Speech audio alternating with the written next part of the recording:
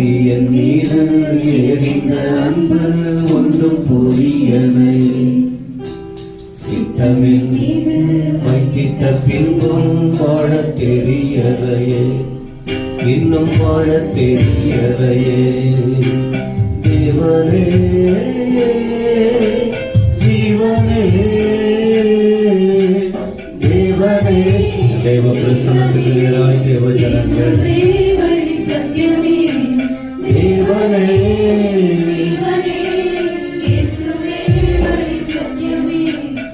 ஆவியின் மீது எரிந்த அன்பு ஒன்றும் புரியலையே. சித்தமின் மீது வைத்திட்ட பின்னும் வாழ தெரியலையே, இன்னும் வாழ தெரியலையே, இன்னும் வாழ தெரியலையே.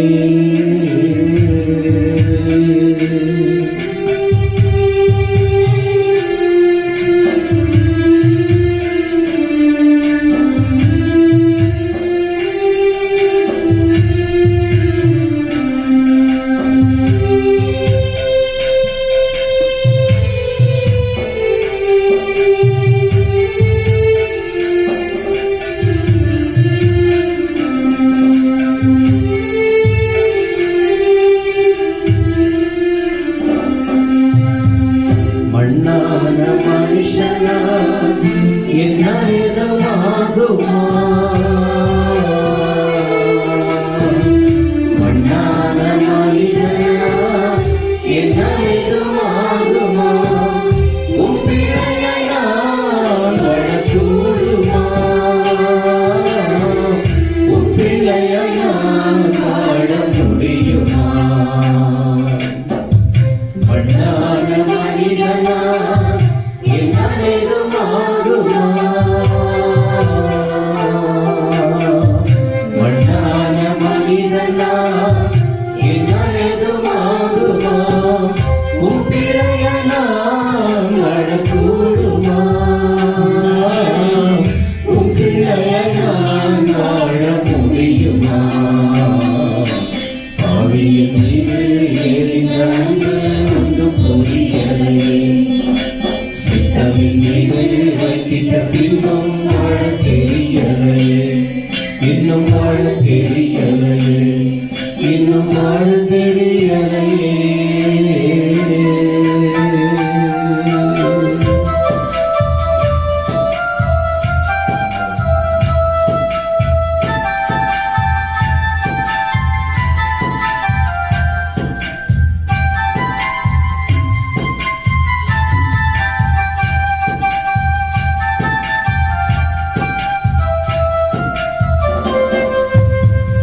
உன்னத தேவனே என்னை தேடலாகுமா?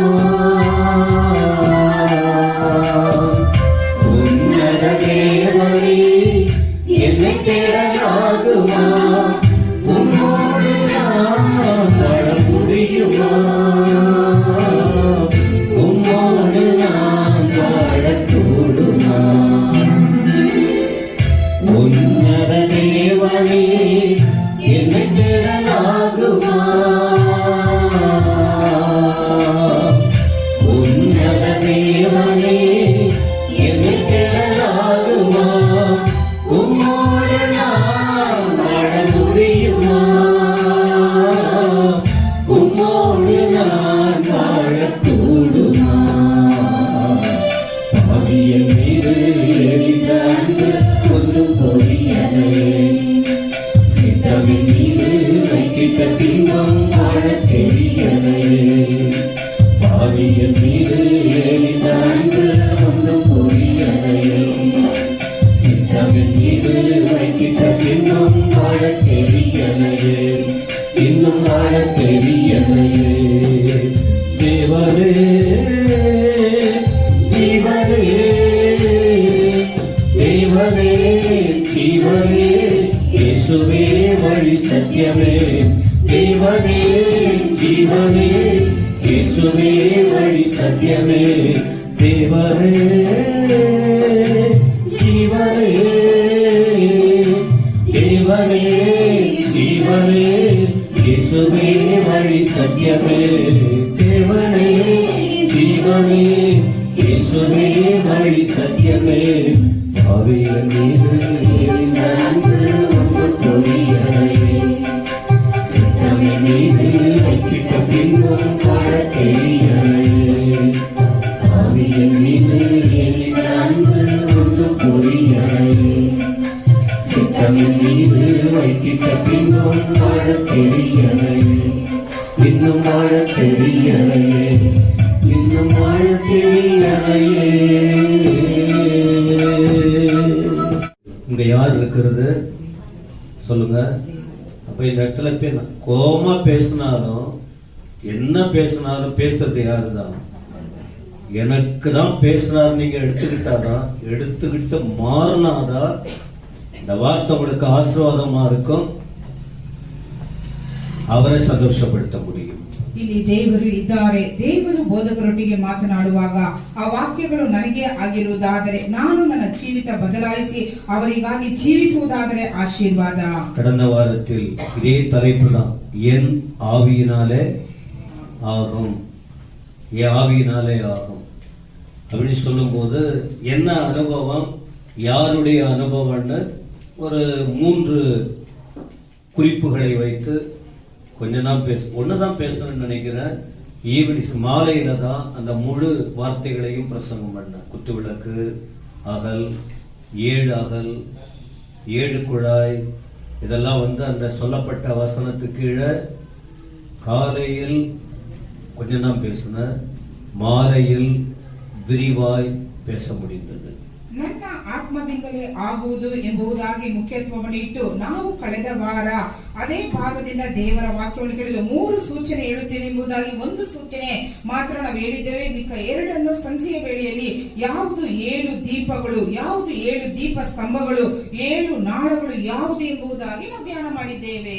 இன்னைக்கு படிக்கும்போது வேத அறிவு நமக்கு வேணும், ஆவியானவர் நடத்துதலை புரிஞ்சுக்கணும். வசனத்தை கேட்கும் போது அடிக்கடி நீங்க சொல்லுகிற வார்த்தை என்ன?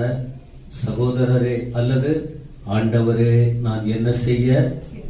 இந்த உணர்வோடு நீங்க போனாதான், இந்த உணர்வோடு ஏதாவது ஒரு விதத்துல உங்க மைண்ட டச் பண்ணுவார் ஆண்டவர். ஏன்னா வாரம் முழுவதும் நம்ம பூமியில வாழுறோம்,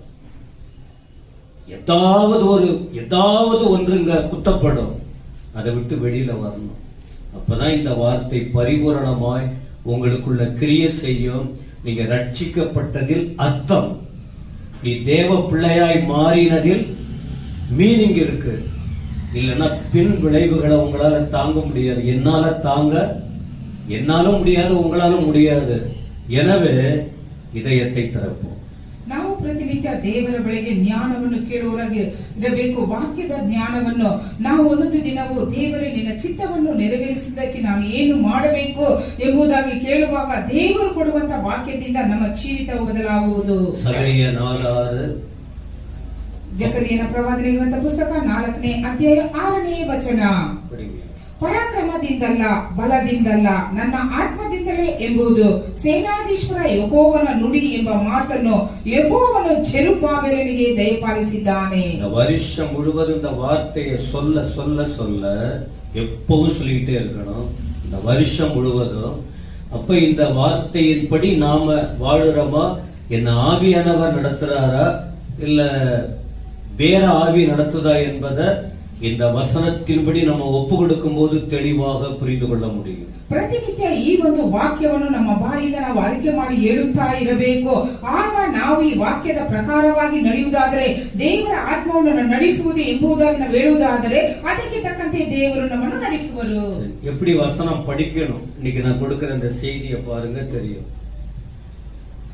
பழைய ஏற்பாட்டுல படிங்க, புதிய ஏற்பாட்டுல படிங்க, மனப்பாடம் பண்ணுங்க, அவசியம். எல்லாம் அவசியம். ஆனா எப்படி படிக்கணும்னா இதை போல கேள்வி கேட்டாதான் உள்ளத்துல தங்கும். சரி, இப்போ ஒரு கேள்வி, யார் சொன்னது? என்னது? பலத்தால் அல்ல, பராக்கிரமத்தால் அல்ல, என் ஆவியினாலே. யார் சொன்னது? ಇಲ್ಲಿ ಪರಾಕ್ರಮದಿಂದಲ್ಲ ಬಲದಿಂದಲ್ಲ ನನ್ನ ಆತ್ಮದಿಂದಲೇ ಎಂಬುದಾಗಿ ಯಾರು ಹೇಳಿದ್ದು? நான் அப்படியே தான் எழுதி வச்சிருக்கேன், அதனாலதான் உங்களுக்கு சொல்றேன். இது அப்படியே போய் பிறருக்கு சொல்ல முடியும் தெளிவா. உங்களுக்கெல்லாம் அந்த மாதிரி அவங்க எல்லாம் கத்துக்கிட்டீங்க, எல்லாம் தெரியும், அதனால சிரமம் எடுக்க மாட்டீங்க. சரி, யார் சொன்னது தெரியுமா? தேவன் சொல்றாரு. இந்த வார்த்தைய சொன்னது யார்? ದೇವನ್ தான் சொல்றாரு. ಈ ಒಂದು ವಾಕ್ಯವನ್ನು ಯಾರು ಹೇಳಿದರು? ದೇವರೇ ಹೇಳಿದರು. யாருக்கு சொல்றாரு? யாருக்கு சொல்றாருன்னா, தேவனுடைய தொடர்புல யார் இருக்காங்க அவங்களுக்கு தான் தேவ வார்த்தை வரும். ஏன்னா மற்றவங்களுக்கு அந்த வார்த்தை காதுல விழாது, கேட்டுட்டு கீழ்ப்படிய மாட்டாங்க. கடவுளுக்காக ஆண்டவருக்காக வாழணும்னு இதயம் ஆயத்தமா இருக்கு பாருங்க, அவங்களோட பேசுவார். அப்பங்க யாருகிட்ட பேசுறாருன்னா சகரியா. சகரியா யாருடைய தொடர்புல இருக்கிறாரு? சத்தமா சொல்லுங்க. கர்த்தருடைய லிங்க், அந்த தொடர்பு யாருகிட்ட இருக்கோ அவங்களோட தான் ஆண்டவர் என்ன செய்வாரு? தெளிவா பேசுவார். தெளிவா அவங்களுக்கு தான் அந்த சத்தம் விழும். தெளிவா சத்தம். நீங்க யாரோட இருக்கீங்க? இந்த சத்தம் எப்படி உங்க காதுல கேட்டு உள்ளத்துல போகுதுங்கிறத நீங்க தான் புரிந்து கொள்ள வேண்டும். ಯಾರಿಗೆ ಹೇಳಿದರು ಎಂಬುದಾಗಿ ನೋಡುವುದಾದರೆ, ದೇವರೊಟ್ಟಿಗೆ ಸಂಪರ್ಕ ಯಾರು ಇಟ್ಟುಕೊಂಡಿದ್ದಾರೋ ಅಂತವರೊಂದಿಗೆ ಇಲ್ಲಿ ಜಕರಿಯನು ದೇವರೊಟ್ಟಿಗೆ ಇದ್ದದರಿಂದ ತಿಳುವಳಿಕೆಯ ಶಬ್ದವನ್ನು ಕೇಳಿದರು. சரி, என்னத்த அப்ப தரிசனம் கண்ட விஷயம் வந்து நான் போன வாரம் சொல்லிட்டேன். எதுக்காக இத போல சொல்லப்பட்டது? இந்த சம்பந்தம் இதுல நிறைய விஷயம் இருக்கு, பல இடங்களுக்கு போகலாம். அப்படின்னா வேதத்துல பழைய ஏற்பாடு புதிய ஏற்பாடு ஆங்காங்க ஒண்ணு சொல்லுவேன். அப்ப எதுக்காக சொன்னாரு அப்படின்னா, தேவன் விரும்புவதை மனுஷன் என்ன செய்யணும்? சத்தமா சொல்லுங்க. தேவனுக்குன்னு ஒரு விருப்பம் இருக்கு. அந்த விருப்பத்தை அவரால் முடியும். ஆனா யாரை கொண்டு செய்யணும்னு விரும்புறாருன்னா, மனிதர்களை கொண்டு செய்யணும்னு விரும்புறார். தேவன் அவருக்குன்னு ஒரு விருப்பம் இருக்கு. இந்த விருப்பத்தை மனுஷன் தான் நிறைவேற்றணும். அதனாலதான் மனுஷனுக்கு இந்த வார்த்தைய சொல்றார். ಯಾವುದಕ್ಕಾಗಿ ಹೇಳಿದರು ಎಂಬುದಾಗಿ ನೋಡುವುದಾದರೆ, ದೇವರಿಗೆ ಒಂದು ಬಯಕೆ ಉಂಟು, ಅದನ್ನು ನೆರವೇರಿಸುವುದಕ್ಕಾಗಿ ದೇವ ಮನುಷ್ಯರ ಬಳಿಗೆ ಕೇಳುತ್ತಾರೆ. சரி, என்ன விருப்பம்? என்ன விருப்பம்? தேவராஜ்யத்தை கட்டணும். தேவ ஆலயத்தை, தேவராஜ்யம். தேவராஜ்யத்திற்கு வாசல் எது தெரியுமா? தேவ ஆலயம். தேவ ஆலயத்துக்கு வரும்போதுதான் ஆண்டவர் எல்லாத்தையும் கற்றுக் கொடுக்கிறாரு. ஆலயத்துக்கு வராதவங்களுக்கு ஞானமே இருக்காது, உலக ஞானம் இருக்கும். கிரிமினல் கிரிமினலா புரியுதா? யார தள்ளலாம், யார் அதெல்லாம் இருக்கும். நான் அதை விளக்கமா சொல்ல வேணாம். தேவனோடு இருக்கிறவங்க, தேவ வார்த்தைக்குள்ள இருக்கிறவங்க, தேவ பிரசன்னத்துல இருக்கிறவங்க, அந்த தேவ ஆலயத்துல வந்து அப்படியே வார்த்தையை கேட்கிறவங்களுக்கு தான் தெளிவான ஞானத்தை கர்த்தர் என்ன செய்வார்? கொடுப்பார். அவங்க என்ன செய்வாங்க? தேவனுடைய விருப்பத்தை நிறைவேற்றுவாங்க. தேவன் சொல்லுவதை செய்து முடிப்பாங்க. ಯಾವ ಬಯಕೆ ಎಂಬುದಾಗಿ ನೋಡುವುದಾದ್ರೆ, ದೇವರ ರಾಜ್ಯವನ್ನು ಕಟ್ಟುವಂತ ಬಯಕೆ. ದೇವರ ರಾಜ್ಯ ಅಂದ್ರೆ ದೇವರ ಆಲಯ ಎಂಬುದಾಗಿ.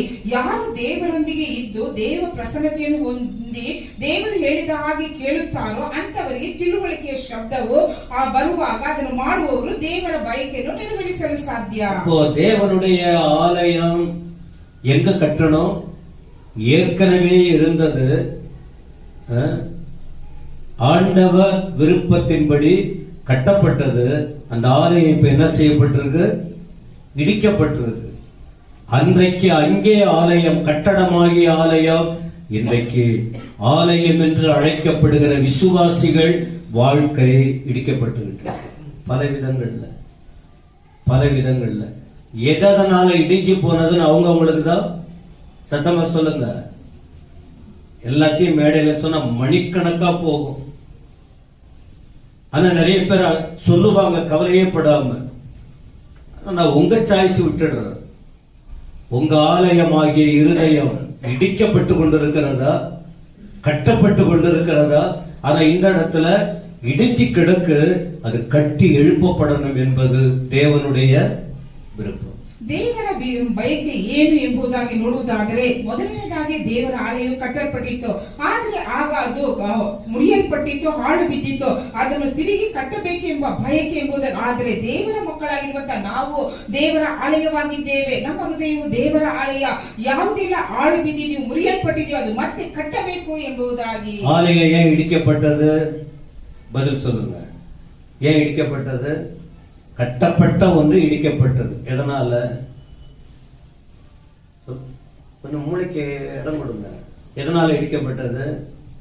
ದೇವರ ಆಲಯವು ಕಟ್ಟಲ್ಪಟ್ಟಿತ್ತು, ಅದು ಯಾಕೆ ಕೆಡವಲ್ಪಟ್ಟಿತ್ತು? சொல்லுங்க, நீங்களும் சொல்லுங்க, எல்லாம் சொல்லுங்க. எதனால? இல்ல ஏதாவது ஒன்று சொல்லுங்களேன்.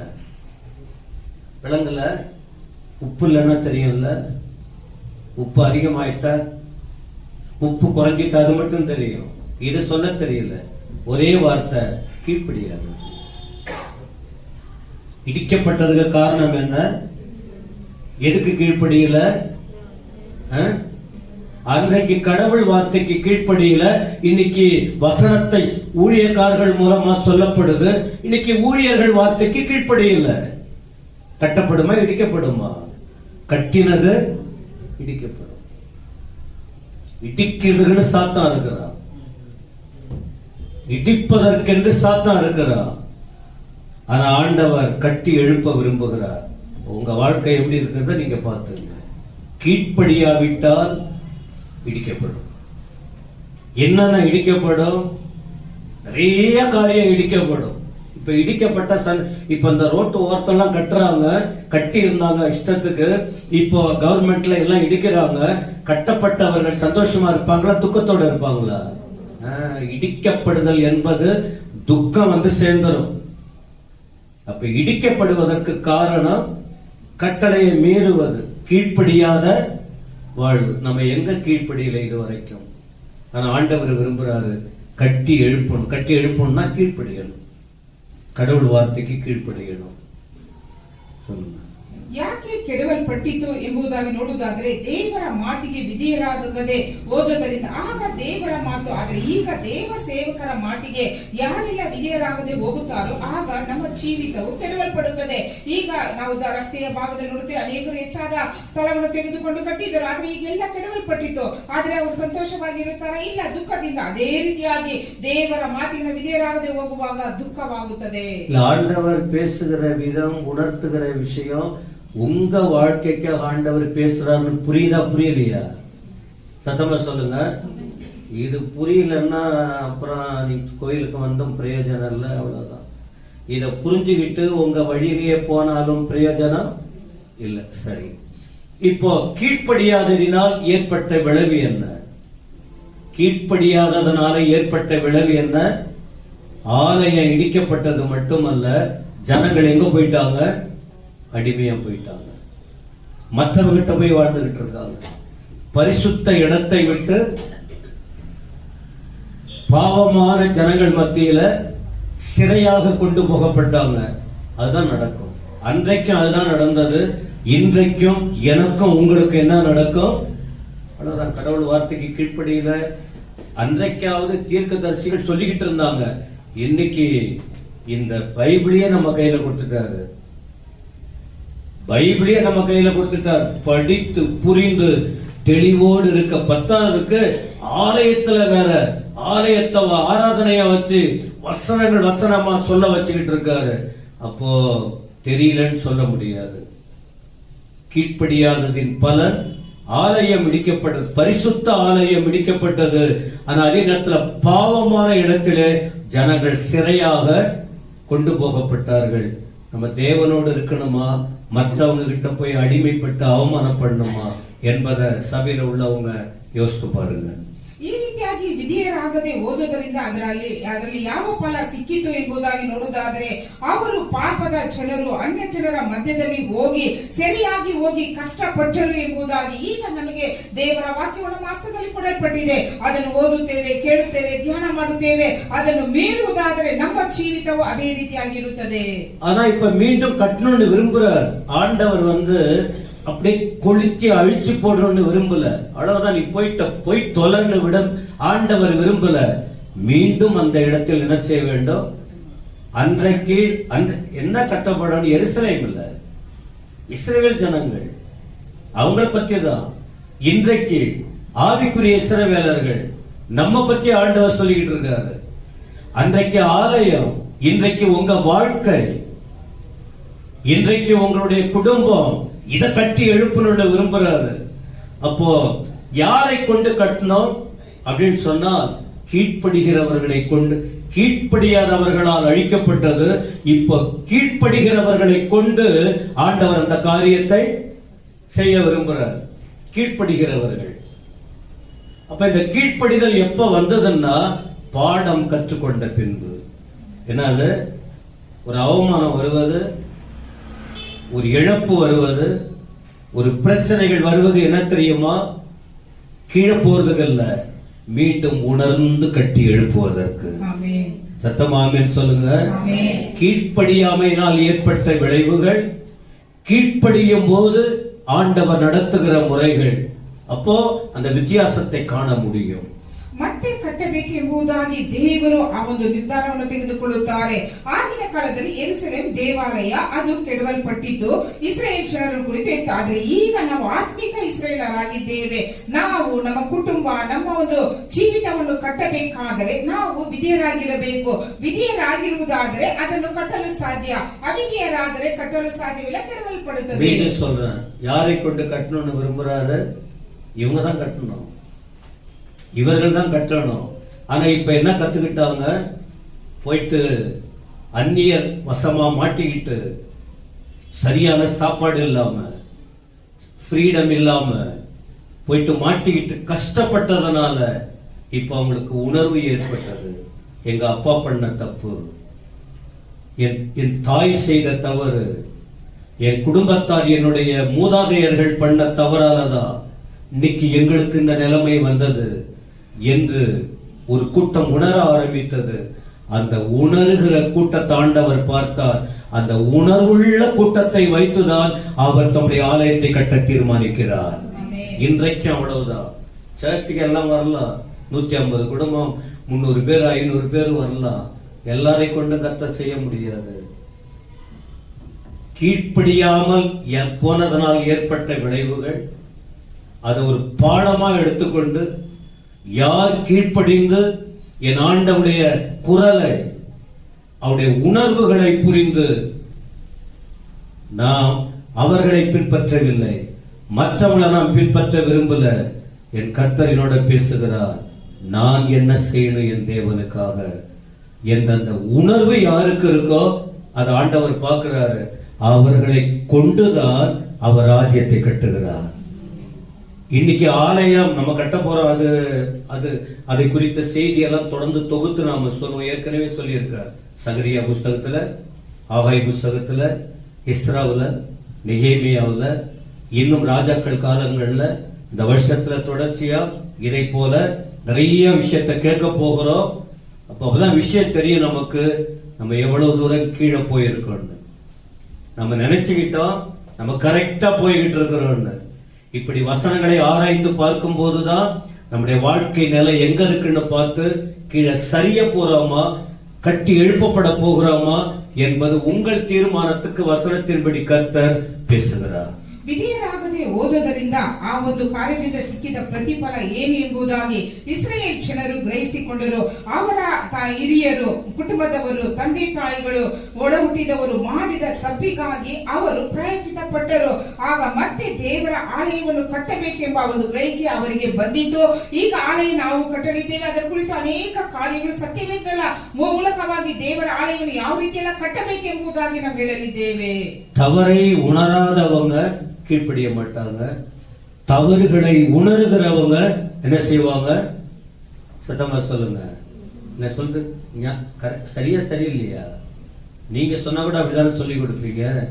தப்ப உணர்றவங்க யாரு? கீழ்ப்படுகிறவங்க.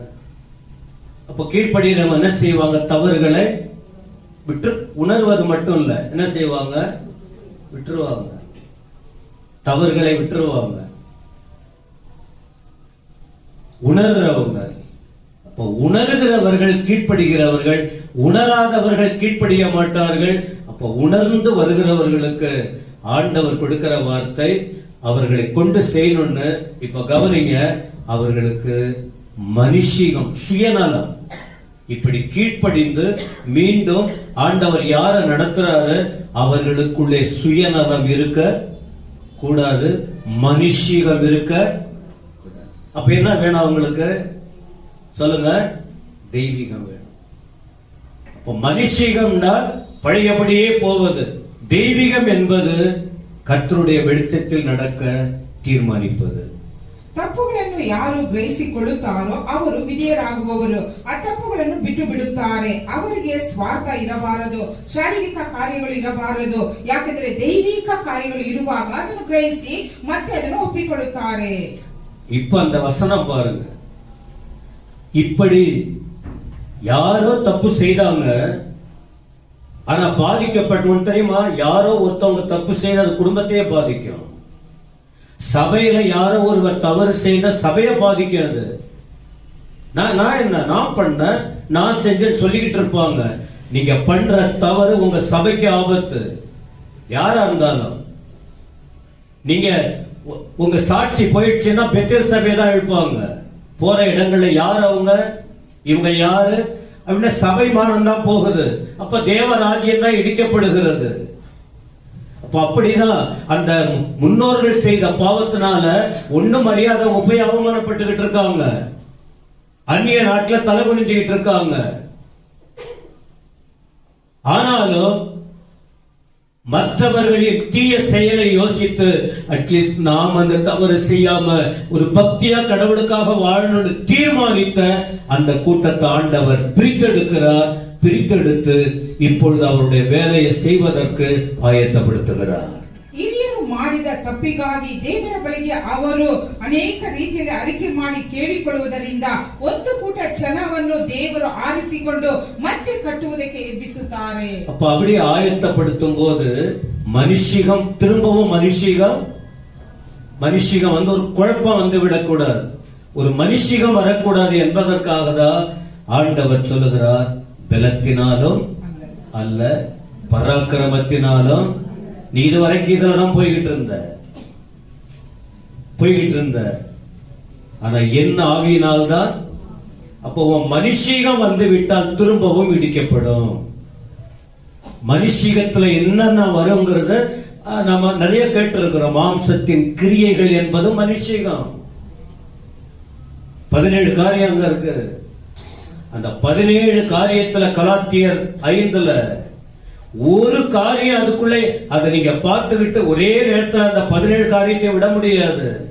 அந்த வேத பகுதியை படித்து ஒண்ணா நீங்க விட்டாதான் மனம் புதிதாகிறது. அவங்கதான் ஆவிக்குரியவர்களாய் மாற. அப்ப உங்களை கொண்டு தேவராஜ்யம் கட்டப்பட வேண்டுமானால் மனுஷீகம் குறைக்கப்படணும். என்கிட்ட பேசி பாருங்க, நான் முன்ன போல உங்ககிட்ட வாதம் பண்றேன்னா பிடிவாதமா, ஆமா அப்படித்தான் நான் இப்படிதான் வாழ்வேன், எனக்கு யாரும் சொல்ல வேணாம், அப்படியெல்லாம் நான் பேச மாட்டேன், தண்ணி தெளிச்சு விட்டுருவேன். இதான் ஆவிக்குரிய உணர்வு. ஆனா மாம்சத்துக்குரியவங்க என்ன? சாக்கு போக்கு. அது அந்த பாஸ்டர் இப்படி பேசுறாரு, அது என்ன இது என்ன, இதான் மனுஷிகத்தை கிளறி விடுறது. ஆவிக்குரிய நிலை என்ன?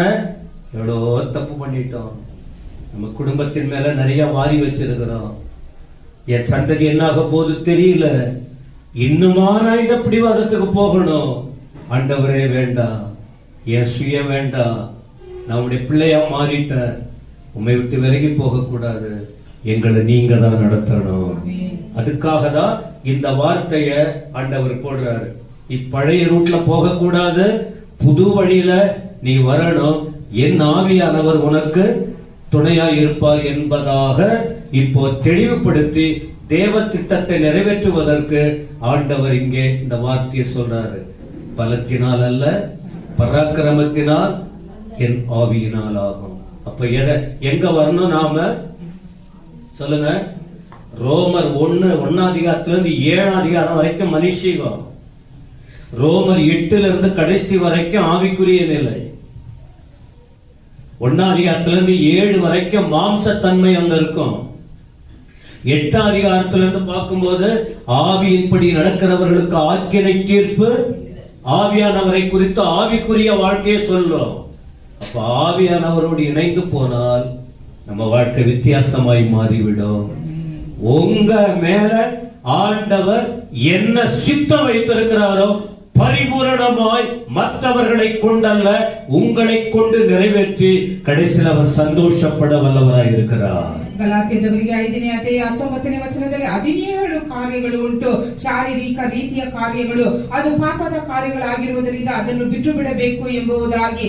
ಆದ್ದರಿಂದ ಜನರು ದೇವರ ಉದ್ದೇಶವನ್ನು ತಿಳಿದುಕೊಂಡವರಾಗಿ ದೇವರು ತನ್ನ ಉದ್ದೇಶವನ್ನು ನೆರವೇರಿಸುವುದಕ್ಕಾಗಿ ಹೇಳುತ್ತಾರೆ, ಪರಾಕ್ರಮದಿಂದಲ್ಲ ಬಲದಿಂದಲ್ಲ ನನ್ನ ಆತ್ಮದಿಂದಲೇ ಆಗುವುದು ಎಂಬುದಾಗಿ ಇಸ್ರಾಯೇಲ್ ಜನರಿಗೆ ದೇವರು ಹೇಳುವುದನ್ನು ನಾವು ನೋಡುತ್ತೇವೆ. சரி, யாருகிட்ட இப்ப பேசுறார்? இப்ப நான் உங்களுக்கு விஷயம் ஆக்சுவலி எல்லாம் புரிஞ்சு போச்சு. இப்போ நான் இதுவரைக்கும் சொன்ன விஷயத்த நீங்க கவனித்தால் அன்றைக்கு அவர்கள் நிலை என்ன, இன்றைக்கு நம் நிலை என்ன கண்டிப்பா புரிஞ்சிருக்கலாம். இல்ல புரியலன்னு சொல்றவங்க சொல்லுங்க பார்க்கலாம். எங்களுக்கு புரியல, இன்னும் ஒரு முறை சொல்லுங்க. இன்னொரு முறை சொல்லணும்னா இன்னொரு ஆராதனை தான் வைக்கணும். அன்றைக்கு அவர்கள், இன்றைக்கு நாம, இப்படிதான் ஒப்பிட்டு பார்க்கணும். அப்ப இந்த நிலையில் இப்போ யாருக்கு சொல்ற? அன்னைக்கு அங்க சொன்னாலும் நமக்கும் அதுக்கும் என்ன சம்பந்தம்? என்ன சில காரியத்தை சொல்லி முடிக்க போற. ಯಾರ ಬಳಿಗೆ ಹೇಳುತ್ತಾರೆ ಎಂಬುದಿಗೆ ಆ ದಿನದಲ್ಲಿ ಅವರಿಗೆ, ಈ ದಿನಗಳಲ್ಲಿ ನಮಗೆ ಈ ಒಂದು ಹೊಂದಾಣಿಕೆ ನೋಡಬೇಕು, ವ್ಯತ್ಯಾಸಗಳು ನೋಡಿ ನಾವು ಕೇಳಬೇಕು. 6ஆம் வசனத்துல அப்பொழுது அவர் செருபாபேலுக்கு சொல்லப்படுகிற கர்த்தருடைய வார்த்தை. இப்ப செருபாபேலுக்கு சொல்றாரு. இப்ப இவர் என்ன பண்றாரு? இவர் யாருன்னு இப்ப பார்க்க போறோம். இவர் என்ன யோசித்திருக்காரு? பரவாயில்ல, நான் இருக்கிறேன், என் கூட ஒரு சேனை இருக்கு, நாம அவங்க என்ன நாம வேற மாதிரி பண்ணலாம் அப்படின்னு யோசிக்கிறாரு. அங்கதான் தட்டுறாரு தலையில. எங்க தட்டுவாங்க? இல்ல சொல்லுங்க, எங்க தட்டுவாங்க? இல்ல விளையாட்டு பேசும்போது கூட என்ன சொல்லுவாங்க? எங்க தட்டணும்னுவாங்க? எங்க தலையில தானே. அதான் அந்த தலையில இருக்கிறது வெளியில வரணும். எல்லாம் எங்க தங்கும்? அப்ப தலையில என்னென்ன தங்கும்? முடிய நான் சொல்லல, வேற வேற வேற என்ன பூச்சிங்க வர அதை சொல்லல, தலைக்குள்ள இருக்கிற குணங்கள் அதை தட்டுறாரு. ஹலோ,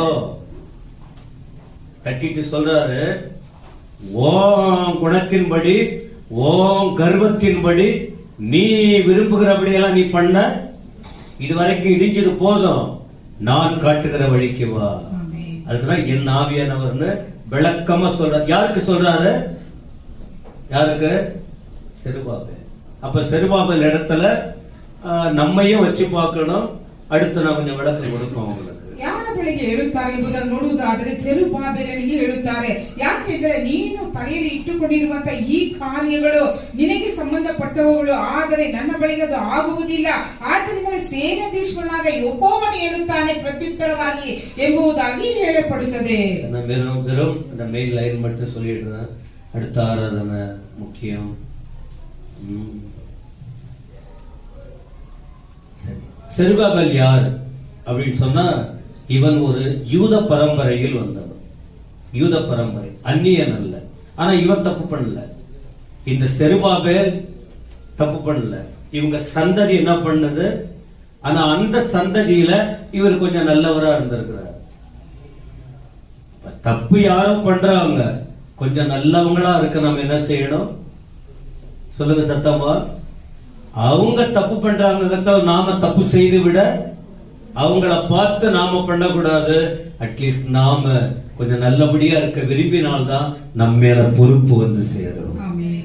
தேவ ராஜ்யத்தை கட்ட, தேவ ஆலயத்தை கட்ட ஆண்டவர் தெரிந்தெடுப்பார்.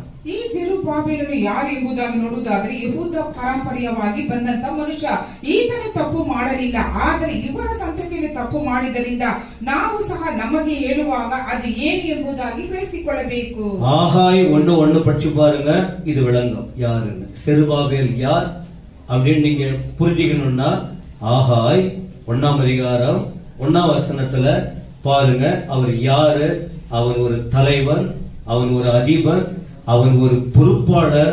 பொறுப்புக்குள்ள ஆண்டவர் கொண்டு வரார் என்பதை புரிந்து கொள்ள முடியும். பொறுப்பா இருக்கிறவங்க அவங்களுக்கு ஒரு காரியத்தை செய்யணும்னு தீர்மானித்தால் அவர்களுக்கு நிறைய சேலஞ்சஸ் எல்லாம் இருக்கு, பல கஷ்டங்கள் இருக்கு. இப்ப இந்த செருபாபேல் யாருங்கிறத நீங்க புரிஞ்சுங்க. அங்க அந்த வசனம் இருக்கும். ಹಗ್ಗಾಯ 1:1 ವಚನದಲ್ಲಿ ನೋಡುವಾಗ ಆತನು ಯಾರು ಅಂದ್ರೆ ಜೆರುಬ್ಬಾಬೆಲನು ಯಾರು ಎಂಬುದಾಗಿ ಅಲ್ಲಿ ಬರೆಯಲ್ಪಟ್ಟಿದೆ. ಆತನು ಮಹಾಯಾಜಕನು, ಯೆಹೋಶುವನಿಗೆ ದೇಶಾಧಿಪತಿಯು, ಯೆಹೂದ ರಾಜನಿಗೆ ಅಧಿಕಾರಿಯು ಆಗಿದ್ದನು ಎಂಬುದಾಗಿ ಬರೆಯಲ್ಪಟ್ಟಿದೆ. செருபாபேல் அப்படின்னா என்ன அர்த்தம் தெரியுமா? பாபிலோனின் வித்து. செருபாபேல் அப்படின்னா அதுக்கு அர்த்தம் என்ன? பாபிலோனா பாவத்தின் வித்து. பரிசுத்த இடத்துல பிறந்தவங்க இப்ப பாபிலோன்ல போயிட்டாங்க, அடிமையா இருக்காங்க. ஆதாம் செய்த பாவத்தால தானே ஃபுல்லா வந்தது. அத போல செருபாபேல் என்றால் பாவத்தின் வித்து அப்படின்னு அர்த்தம். ಜೆರುಬ್ಬಾಬೆಲ್ ಎಂಬುದಕ್ಕೆ ಅರ್ಥ ಏನಂದ್ರೆ ಪಾಪದ ಸಂತತಿ ಎಂಬುದಾಗಿ. பாவத்துக்கு விடுதலை கொடுக்கணும்னா ஒரு பரிசுத்த வித்து வேணும். அவர்தான் கர்த்தராகிய இயேசு ஸ்திரீயின் வித்தாக வந்தார். ஆதியாகமம் 3:15. ஆதியாகமம் 3:15. இல்லைன்னா இன்னைக்கு இங்க உட்கார்ந்துருக்கவே முடியாது. நான் பண்ண கர்வத்துக்கு என்னதான் நான் சொல்லிக்கிறேன். ஏன்னா உங்களை சொன்னா, உங்களை ஒண்ணு சொல்ற, உங்க பேரை சொன்னாதான் நீ வந்து முறுக்கிக்கணும், இல்லைன்னா அவ்வளவுதான். இப்ப இந்துமதி பெரிய பொண்ணு பேர் என்ன? ஜெனிஃபர் அப்படின்னு சொன்னாதான் உங்களுக்கு கோபம் வரணும். 10வது எல்லாம் பொதுவா சில காரியத்தை சொல்லும் போது நீ உனக்குன்னு எடுத்துக்கிட்டா நீ ரொம்ப மோசமா போறேன்னு அர்த்தம். உனக்கு கீழ்ப்படுகிற மனசு இல்ல. நான் சொல்றது கரெக்டா இல்லையா? சொல்லுங்க. ஒரு பேரை குறிப்பிட்டால்தான், என் பேரை எல்லாருக்கும் முன்ன நான் தப்பு பண்ணனா பண்ணலையே தெரியல, எல்லாருக்கும் முன்ன என்ன சொன்னார், வருத்தம் வரணும் கண்டிப்பா. பொதுவா கர்த்தர் பேசும்போது உங்களை தெளிவாக்க தானே கர்த்தர் பேசுறாரு. ஆமென் சொல்லுங்க. ಸಾಮಾನ್ಯವಾಗಿ ವಾಕ್ಯಗಳು ಬರುವಾಗ ಅದು ನಮಗೆಂಬುದಾಗಿ ನಾವು ತೆಗೆದುಕೊಳ್ಳಬೇಕು. ಯಾಕಂದ್ರೆ ನಮ್ಮಲ್ಲಿ ಆ ಒಂದು ತಪ್ಪು ಇರುವುದಾದ್ರೆ ಅದನ್ನು ಬಿಟ್ಟು ಬಿಡಬೇಕು. ಇಲ್ಲಿ ನೋಡುವೆ ಪಾಪದ ಸಂತತಿ ಎಂಬುದಾಗಿ, ಅದಕ್ಕಾಗಿ ಬಿಡುಗಡೆ ಕೊಡುವುದಕ್ಕಾಗಿ ಕರ್ತನಾದ ಯೇಸು ಕ್ರಿಸ್ತನು ಆದಿಕಾಂಡ 3:15 ಓದುವ ಪ್ರಕಾರವಾಗಿ ಈ ಸ್ತ್ರೀಗೂ ಈ ಒಂದು ಸಂತಾನಕ್ಕೂ ಅಗೆತನವಿರುವುದು ಎಂಬುದಾಗಿ ಬರೆಯಲ್ಪಟ್ಟಿದೆ. செருபாபேல் மட்டும் அவரோ அவரை சார்ந்தவர்களோ சேர்ந்து இந்த தேவன் கொடுத்த வேலையை செய்ய முடியும், மனுஷிகத்தில் செய்ய முடியாதுன்னு சொன்னார். மனுஷிகத்தில் கொஞ்சம் பொறுமை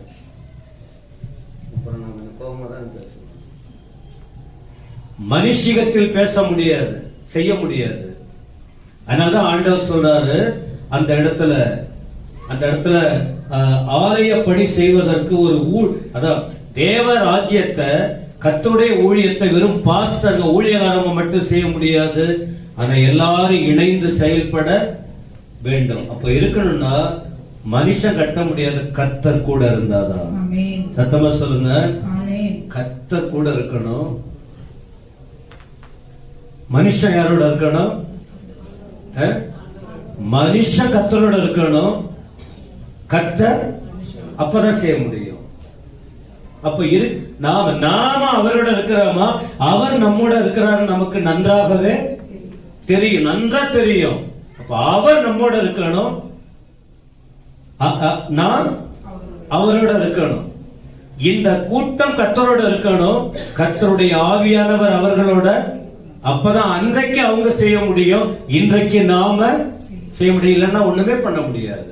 ಈ ಗುಂಪಿನವರು ದೇವರೊಂದಿಗೆ ಇರಬೇಕು. ದೇವರು ಅವರೊಟ್ಟಿಗೆ ಇರುವುದಾದರೆ ಮಾತ್ರ ಕೆಡವಲ್ಪಟ್ಟಂತ ಆಲಯವು ಮತ್ತೆ ಕಟ್ಟಲು ಸಾಧ್ಯ. ಈಗಿನ ಕಾಲದಲ್ಲಿ ನಾವು ದೇವರೊಂದಿಗೆ ಇರಬೇಕು. ದೇವರು ನಮ್ಮೊಟ್ಟಿಗೆ ಇರುವುದಾದರೆ ದೇವರು ಕೊಟ್ಟಿರುವಂತಹ ಕಾರ್ಯವನ್ನು ಮಾಡಲು ಸಾಧ್ಯ.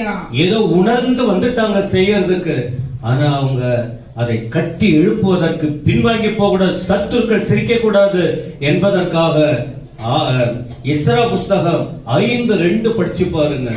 எஸ்ரா 5:2 அங்க ஆண்டவர் கூட இருக்கிறார். அவர்களுக்கு ஆலோசனை சொல்ல ராஜாக்களும் தீர்க்கதரிசிகளும் உதவியாய் கர்த்தர் வைத்திருக்கிறார்.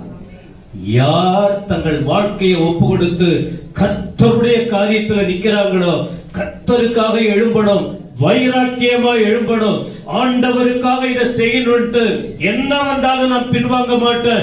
என் சபையை, என் ஆண்டவுடைய சபையை கட்டுவேன், என் ஆண்டுடைய ஊழியத்தை கட்டி எழுப்புவேன்னு யாருக்கு அந்த உணர்வு வருகிறதோ அவர்களை பார்த்து கொண்டே இருப்பார்.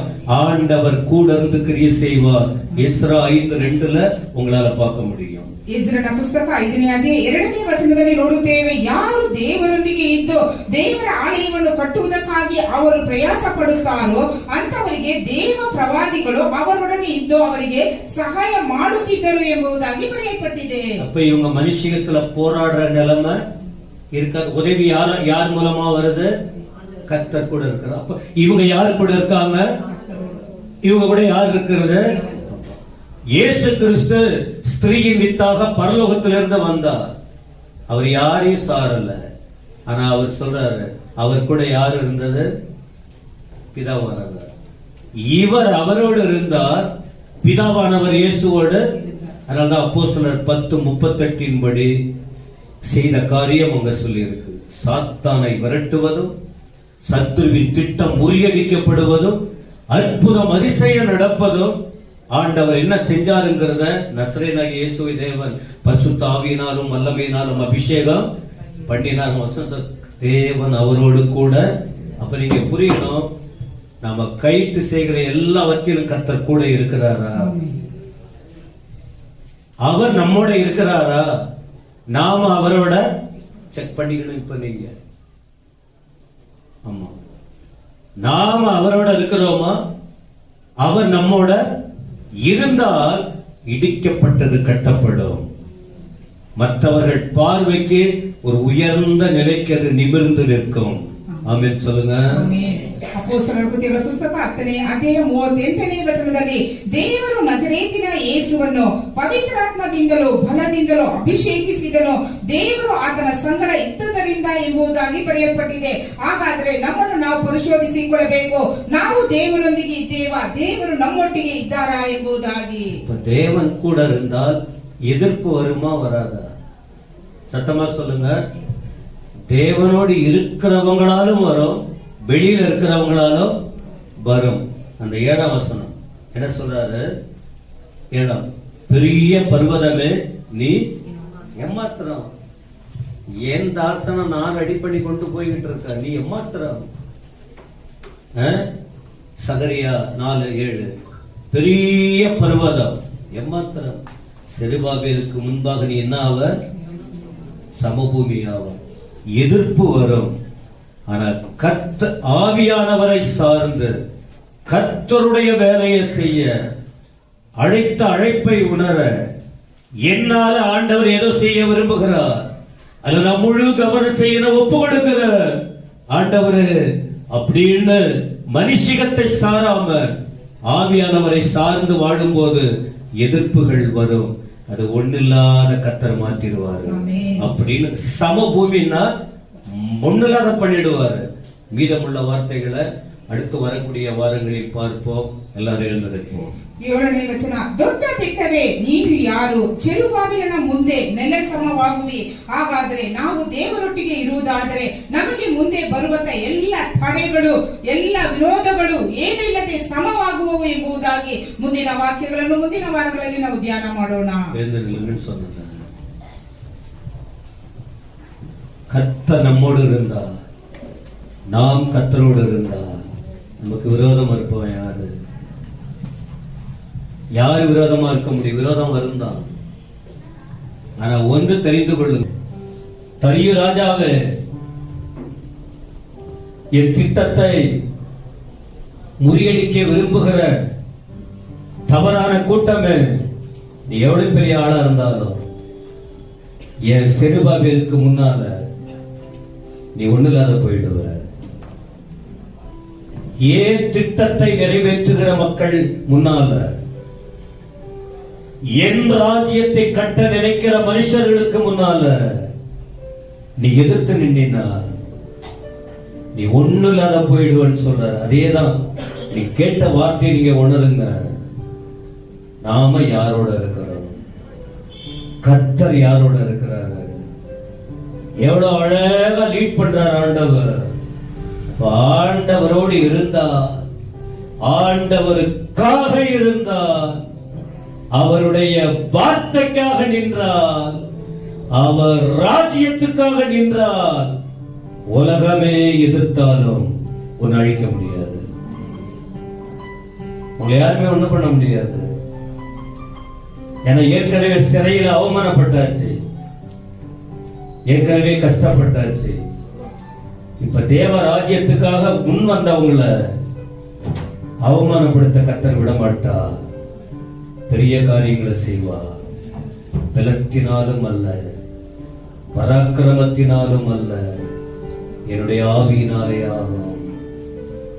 எத்தனை பேர் இந்த வார்த்தையில் நான் பேசும்போதே நான் உணர்கிறேன், என் கடந்த கால குறைகளை உணர்கிறேன், கோபங்களை உணர்கிறேன், என் கடந்த கால கீழ்ப்படியாமையை உணர்கிறேன். இதுக்கு மேல அப்படி போகக்கூடாது என்று உணர்கிறேன். கீழ்ப்படிந்து அர்ப்பணித்து கர்த்தருடைய பாதத்தில் விடுகிறவர்களை வைத்துதான் ஆண்டவர் ஒரு பெரிய திட்டம் வச்சு கட்டி எழுப்ப விரும்புகிறார். எல்லாம் கண்ணை மூடி இருக்கும்போது எத்தனை பேருக்கு இந்த வார்த்தை விளங்குனது? நீங்க உணர்ந்தீங்களா உணரலையா அதை சொல்லல. நான் ஆண்டவர் உங்களை உணர்த்தினாரா, உணர்ந்தீங்களா, ஒப்பு கொடுக்கிறீங்களா அதை சொல்லல. அது உங்க இஷ்டம். ஆனா இந்த வார்த்தை தெளிவா எனக்கு புரியுது அப்படின்னு சொல்றவங்க கையை உயர்த்தி காட்டுங்க பார்க்கலாம். நான் கண்ண முடிக்கிறேன். ஏன்னா இது கர்த்தருடைய வீடு, இது கர்த்தருடைய சமூகம். ஒரு ஆத்துமா கெட்டு போவதை கர்த்தர் விரும்பவில்லை. மனுஷிகத்தால் நாம ஒன்றையும் சாதிக்க முடியாது. கர்த்தருடைய வருகை சீக்கிரம், வருகைக்கு ஆயத்தப்பட வேண்டும். ஒரு கூட்டத்தை ஆயத்தப்படுத்தணும். கர்த்தர் கொடுத்த இந்த 2வது ஆராதனைக்காய் கரங்களை உயர்த்தி கர்த்தரை ஸ்தோத்திரம் பண்ணுவோமா? நீங்க எந்த இடத்துல இருக்கீங்க, என்ன பண்ண போறீங்க? இதை கேட்டுட்டு அப்படியே போயிட்டு திரும்ப உங்க வழிக்கு போறீங்களா? இல்ல ஆண்டவரே உடைக்குதுப்பா என் இருதயத்தை, என்ன பண்ணுவதுன்னு தெரியல, என்ன ஒரு சம்மட்டி போல உடைச்சுக்கிட்டு இருக்கு. அப்ப ரொம்ப ஒரு வேளையை இருதயத்தை நான் கல்லா மாத்திக்கிட்டு இருக்கிறேனோ, தேவனுக்கு முன்னால நான் விரோதமா போகிறேனோ? வேண்டாண்டவரு, தடுமாறி போய்விடக் கூடாது என்பதற்காக செருபாபேலுக்கு சகரியா மூலமா கர்த்தருடைய வார்த்தை கொடுக்கப்பட்டது. எத்தனை இன்னல்கள் என் வாழ்வில் வந்தாலும் உம்மை பிரியேனையா. எத்தனை இன்னல்கள் என் வாழ்வில் வந்தாலும் உம்மை பிரியேனையா. சித்தமே செய்து சாட்சியாய் வாழ்ந்து